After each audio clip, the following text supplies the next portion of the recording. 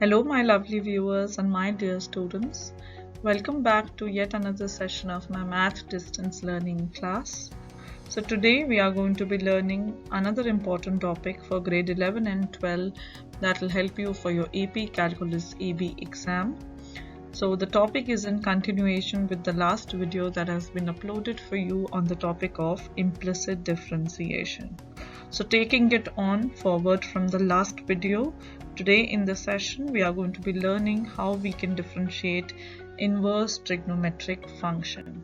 So without any delay, let's get started. So let's get to know the learning objectives of this important topic, differentiating inverse trigonometric function, which will be very helpful for all you students out there for writing your AP Calculus AB exam. So the first learning objective for today's session is to calculate derivatives of inverse trigonometric functions, and then we will see in the session today how we can solve some important AP Calculus AB exam questions on this topic of inverse trigonometric function.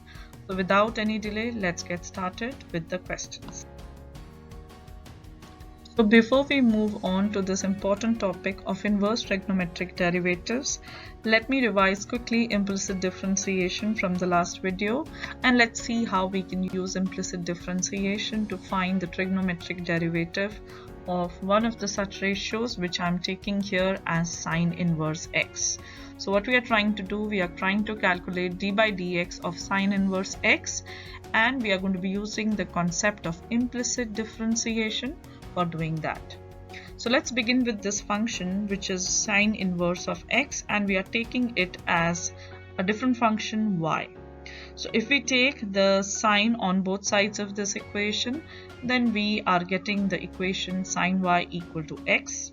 Let's differentiate this with respect to x. And when we are doing that, we are getting d by dx of sine y equal to d by dx of x. Here comes the role of implicit differentiation now. So we will be doing the derivative of sine y, which is cos y, and then dy by dx equal to 1. So we isolate dy by dx, and that gives us 1 over cos y. Now if your x is sine y, then your cos y is going to be plus minus square root of 1 minus sine square y, and you are getting this value from the trigonometric identity that sine square plus cos square is going to be 1. So here we know that y is lying between negative pi by 2 to pi by 2, so cos of y is going to be positive. We ignore the negative value and we use the positive one, that is cos y is square root of 1 minus sine square y. Now to further simplify our derivative, which is 1 by cos y, we will substitute the value of cos y from here, and when we are doing that substitution, we'll also be using the fact that sine y is x. So I'm able to substitute it here and represent the final derivative dy by dx as 1 over square root of 1 minus x square. So that gives you the formula that will help you to get the trigonometric derivative for sine inverse of x. So the technique of implicit differentiation that you saw in the previous slide, we can use that same technique to find the other trigonometric derivatives like your tan inverse x and your secant inverse x. So now we can summarize that dy by dx, if we are taking it as a function of u, sine inverse of u is 1 over square root of 1 minus u squared du by dx. Similarly, your d by dx of tan inverse u is 1 over 1 plus u squared du by dx. So all of this is coming from the same technique of implicit differentiation that you saw in the last slide. And then you have the trigonometric derivative of secant inverse u, that is 1 over absolute value of u square root of u square minus 1 du by dx. In a very similar way, we can summarize the other three trigonometric inverse derivatives, that is d by dx of cos inverse u, d by dx of cosecant inverse u, and d by dx of cot inverse u. So these is going to be an important formula sheet where you have the all 6 trigonometric inverse derivatives. Okay, so let's now practice one multiple choice question on differentiating inverse trigonometric function. So here I hope you all have noticed, students, that the function which is given here is tan inverse. So definitely we have to use the trigonometric derivative of d by dx of tan inverse u. So u is the function which is given inside, so I'm sure you are able to understand that u is 3x here, the inside function of this trigonometric inverse tan inverse. So the formula that you have seen in the last slide gives you this part. So let's apply this formula to get the answer for this question. So I've put this in the box. Let's use this. So let's differentiate, and here remember your u is 3x, so your du by dx is going to be 3. Okay, so the answer that will come for this derivative would be 1 plus u square. So u is 3x, so it is going to be 3x square times du by dx. So how much is my u here? It is 1 plus 3x square times du by dx, which is 3. So I can write my final answer as 1 plus 3x whole square in the denominator with a 3 above. So I hope you can understand, check your options, and you know that your answer is D here. So that's how easily using the identity you can find the correct answer. So the important part in the question here is to remember and apply the correct identity and then substitute the correct values to get the right derivative. Let's practice the next example, example 2. Here you are given the inverse sine function.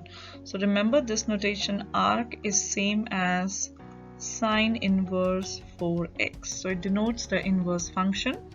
Now we need to find the derivative of this inverse function. So we are going to be using the formula that we have seen in the last slides.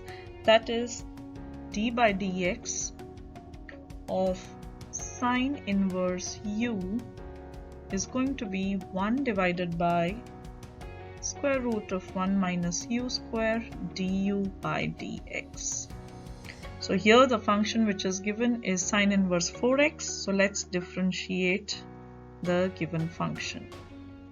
So sine inverse of 4x is going to be 1 over square root of 1 minus 4x whole square. So remember, in place of u, you have 4x, so that is what we are going to be substituting. And then the derivative d by dx of 4x.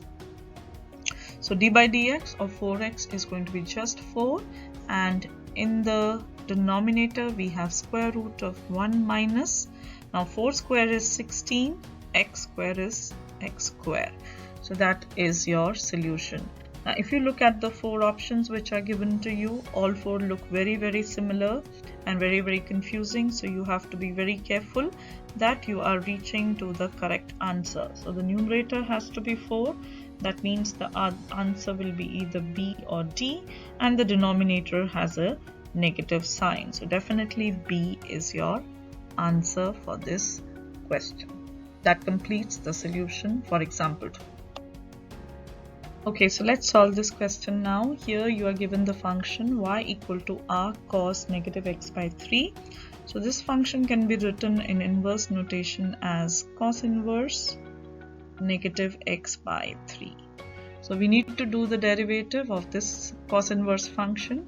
So we will use the formula d over dx of cos inverse u is negative 1 divided by 1 minus u square du over dx.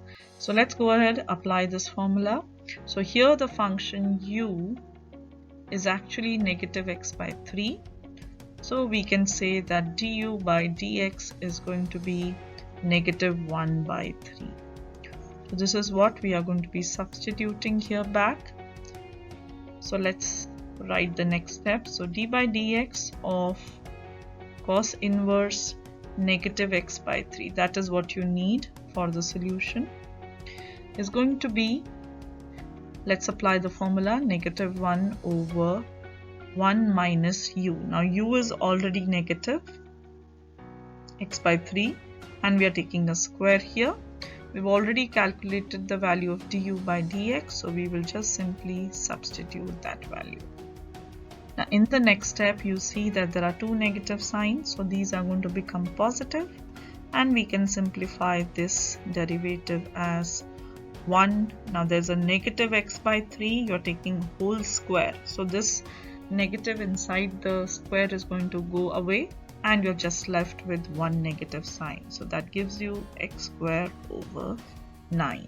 So now I want you to compare again with the four options given here, A, B, C, D. Which one is going to be your correct answer? And I'm sure you agree with me when I say that the correct answer here for this question is going to be A part. That completes example 3 for us. Summarize now the concept that we have done here, and that is the important formula list for all your trigonometric derivatives. That is d by dx of sine inverse u, d by dx of cos inverse u. Then you have d by dx of tan inverse u, d by dx of cot inverse u. And finally you have d by dx of secant inverse u and d by dx of cosecant inverse u. So I want you to remember all these important formulas so that you can be using them for solving any question that comes up from this topic of differentiating inverse trigonometric function. With that, we have reached to the end of today's short lesson, which was on the topic of differentiating inverse trigonometric function. And see you until next time. Don't forget to like, share and subscribe to my channel to watch more and more Mathematics Made Easy videos. And that is all from my side for now. Everybody, see you in the next session. Bye-bye.